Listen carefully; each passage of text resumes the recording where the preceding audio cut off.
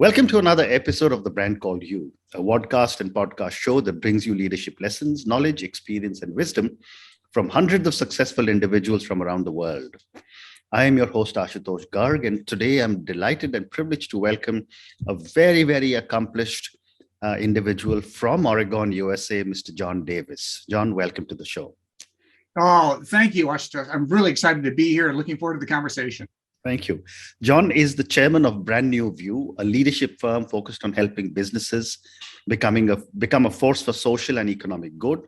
He was earlier with Nike, Transamerica Group, Informix, and others. He's just told me that he also lived for several years in Singapore.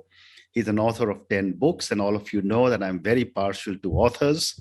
And he's got a new book, and we'll talk a little bit about it, which is titled Radical Business, How to Transform Your Organization in the Age of the Global Crisis. And this is very topical.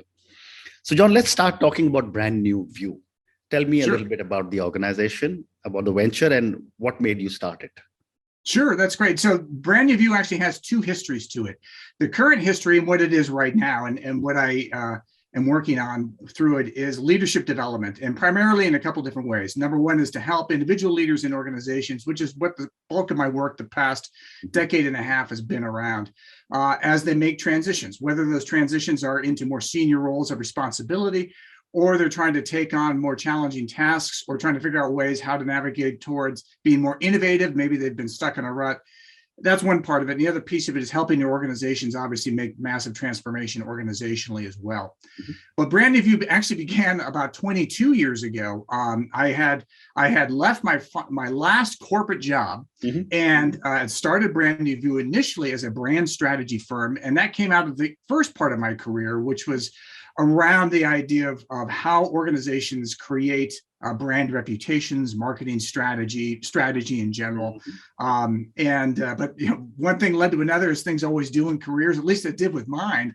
And I found myself suddenly in Singapore and was living there and teaching at a university and absolutely loved it. And so BrandNewView just became a vehicle for my published work.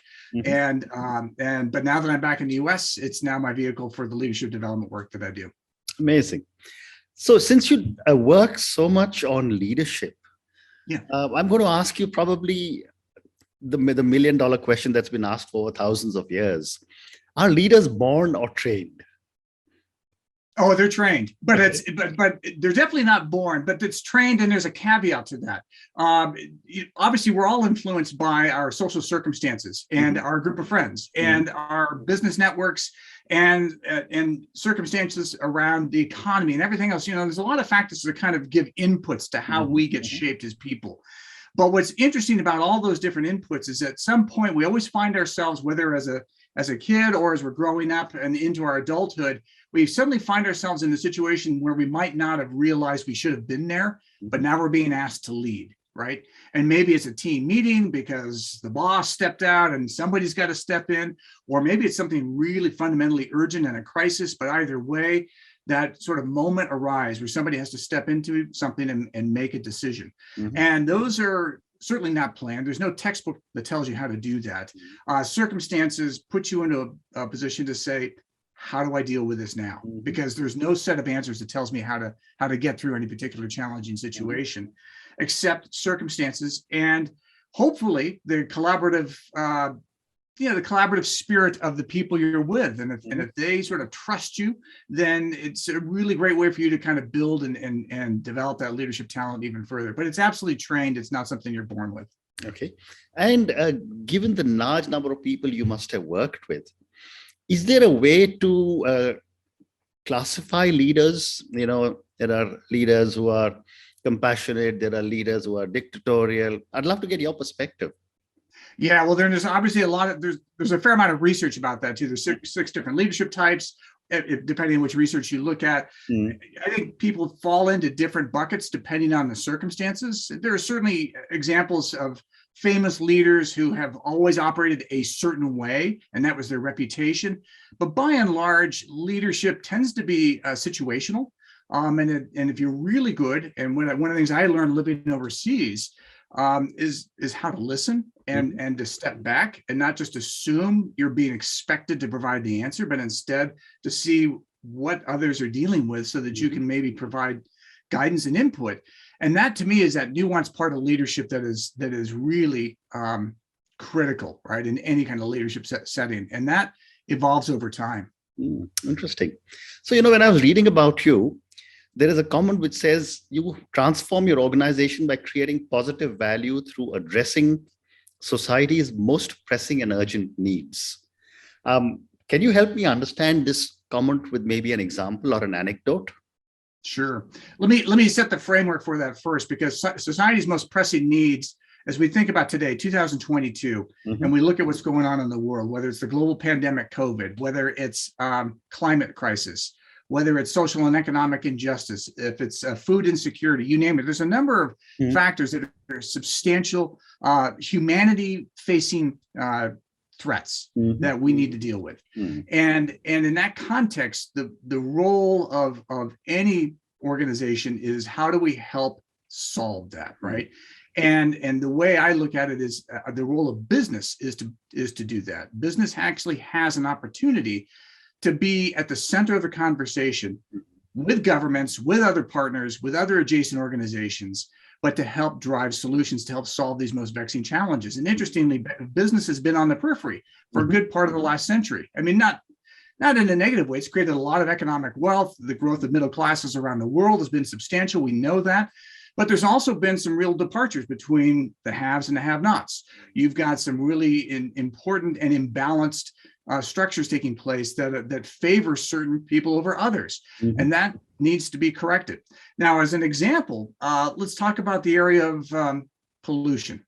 So pollution, we know, is big. It's contributing to the climate crisis, and deforestation and other things are too. But are there organizations, for example, that deal specifically with that? And we know for sure that they do. One that I highlight in my forthcoming book that you mentioned, Radical Business, is an organization called Divergent 3D. Divergent 3D is founded by a gentleman, an entrepreneur by the name of Kevin Zinger. He's based in Los Angeles, and what Divergent 3D does is it has reinvented the auto manufacturing process. So if you take a look at how cars are built everywhere around the world, whatever the manufacturer, they all kind of they follow the same fundamentals, right? They began 112 years ago. It was a massive factory. You had an assembly line. It takes up acres of land. It's huge carbon footprints we've now learned over time. And there's a lot of inefficiencies in the process. And yes, we have EVs coming out, which are making a big difference, but they're still manufactured the same way. So what Kevin Zinger did is with Divergent 3D is he basically took a clean sheet approach, and he said, knowing what I know about the industry, because he'd spent a lot of years in the industry prior to that, if I were to look at every single facet of the production of an automobile, what would it take to completely reinvent it? What do I need to do to reduce the waste, to reduce the pollution, to have partners on board who share the same fundamental values about minimizing inputs, having better materials usage, and all that stuff. And in fact, what he has created is a system called DAPS, which is Divergent Adaptive Production System. It's protected by 475 patents. He has now manufactured the world's fastest car. It's called the 21C. And it's built on reatomized materials. They basically have no waste. They can produce a car very quickly. It's very fast. It's a hybrid car, so it's much more environmentally friendly. And because of the materials usage, it also reduces the actual weight in the car, which reduces the footprint and the wear and tear on automobile and parts. And when they need to change and fix parts, they can reatomize the parts through the production process.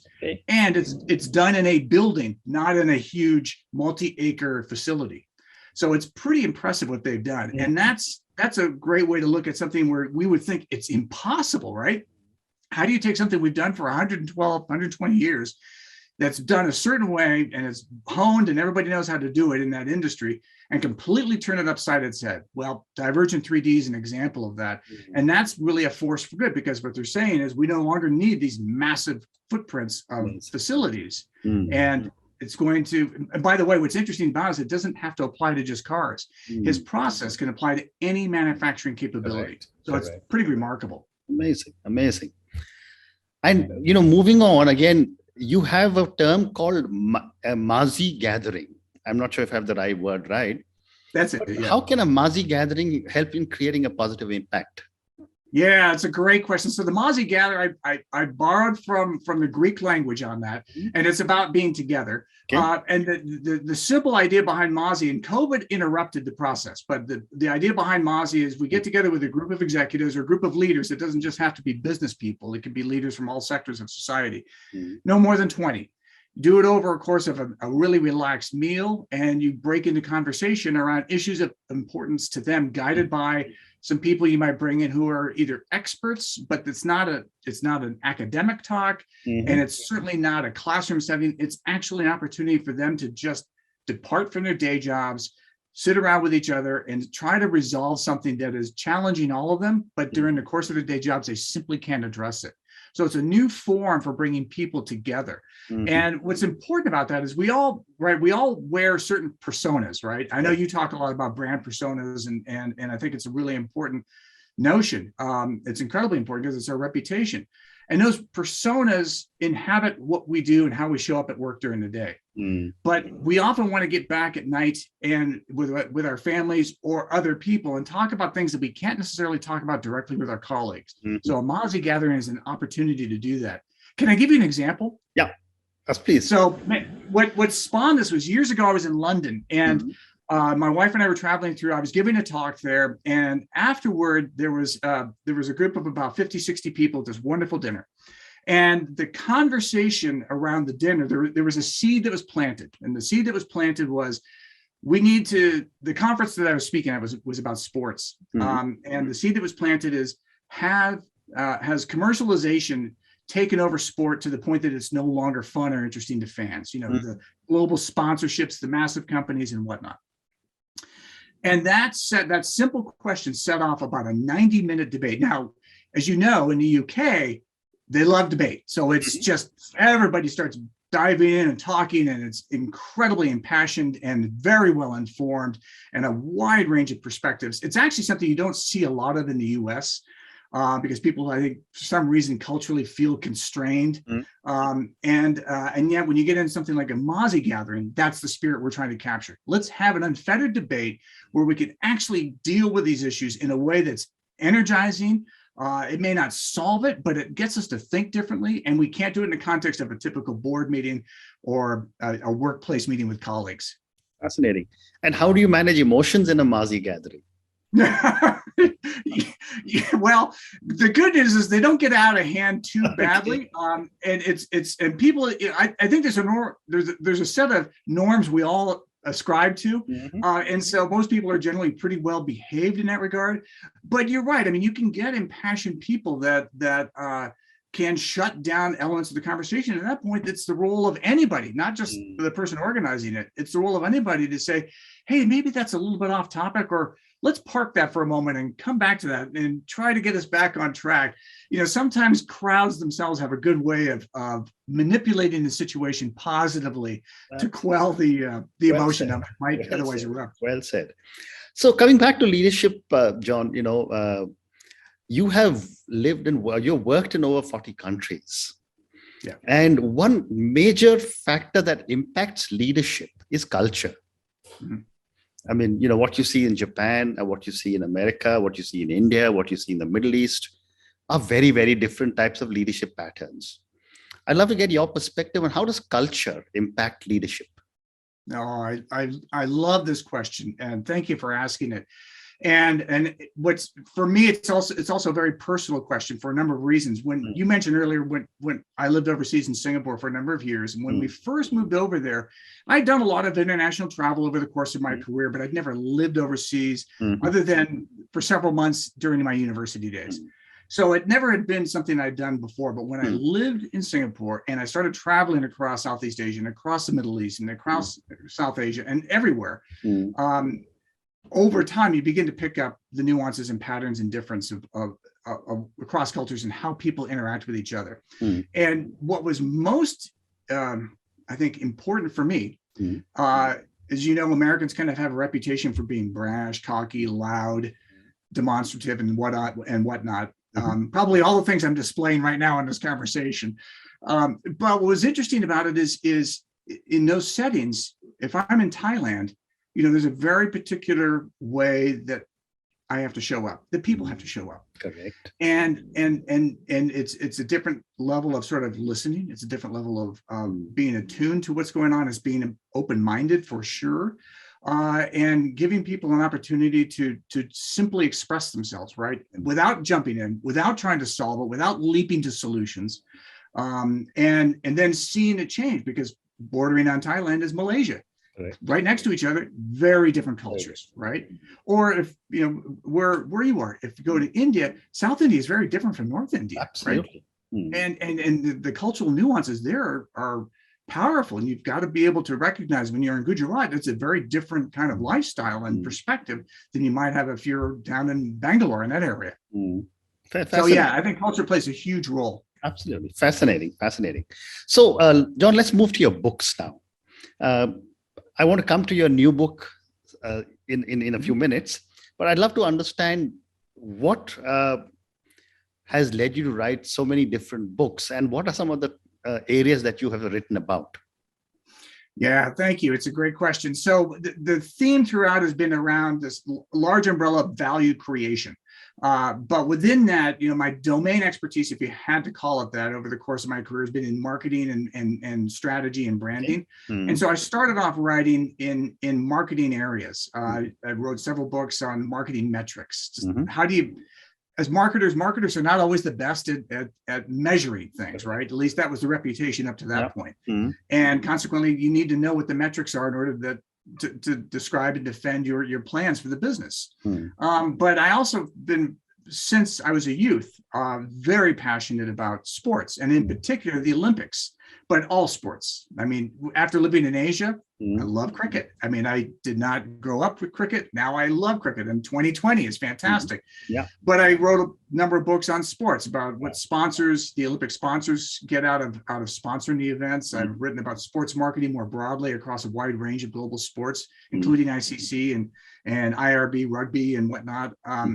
And so that was fascinating to me, because it's what is it that sports brings to the equation for organizations as they sponsor it that makes it appealing for them. And there's sort of a halo effect that occurs. You want to be associated with something powerful and magnetic like a sport. And I wanted to break that down and understand that a bit more. And then the third area has been sort of around strategy and what creates strategic success for organizations. And that sort of set me on the path to the current book that's coming out that you've mentioned on radical business. But one of the books that I did just a few years back was about higher education and what global higher education needs to do in a world that's rapidly changing. And it's only accelerated. That book came out in 2016, and the changes have been dramatic. What we predicted in the book as a 10-year horizon became a 4-year horizon. So it's really pretty amazing that these differences that I try to write about, and it's all around this idea of value creation. Fascinating. Well, maybe I'll have to have some other conversations with you on branding and strategy. Love to, anytime. But let's come to your book that's being released now on radical business, how to transform your organization in the age of the global crisis. So I'd like to understand from you, based on research that you must have done, how has the pandemic impacted global organizations? Yeah, well, it's impacted it significantly, and I'm going to come to that. Let me set up a precedent to this, just to give you some context for this too.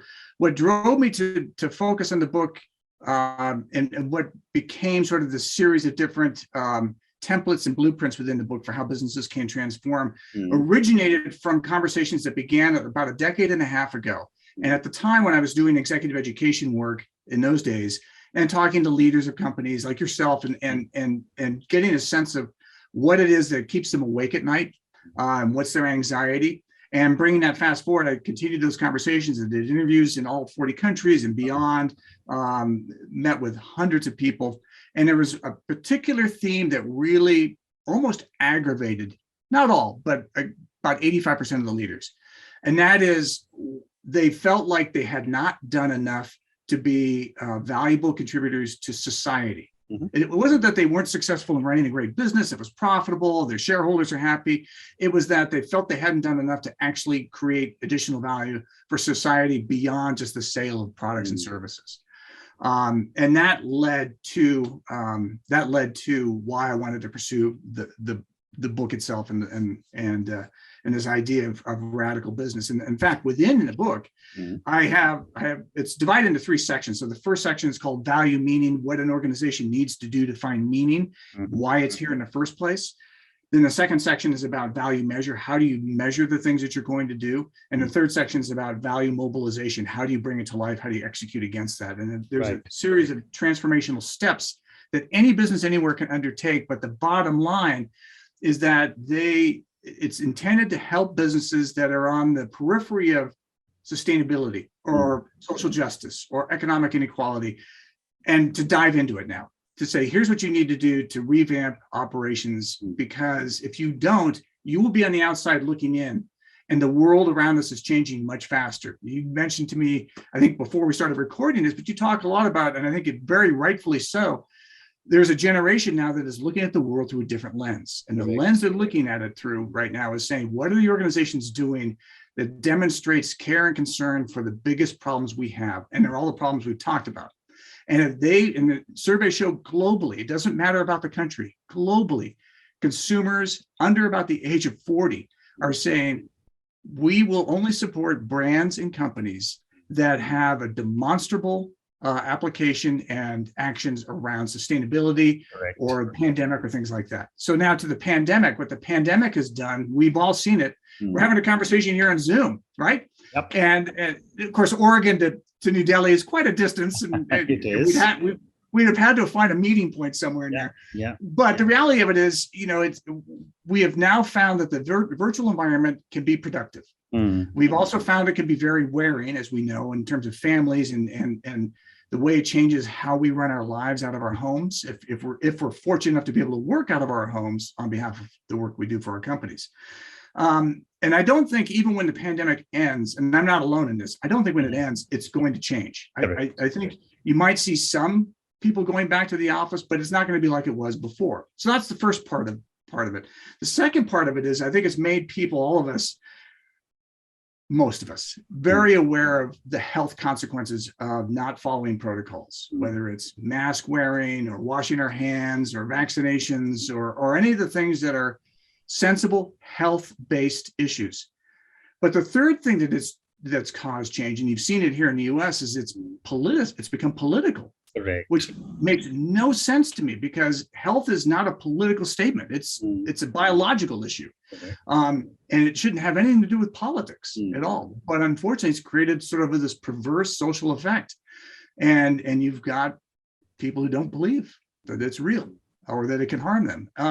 And that's a different social dynamic that I think is much more complex, much more challenging, and probably much longer haul to fix, because that means there's systemic challenges in society that need to be addressed. And I don't know how to address those. Amazing. Well, it's a tough situation in every country. But John, on that note, I would want to end, but I want to ask you one last question. Sure. When is the book being released, and is it going to be available on Amazon, and what is the exact title?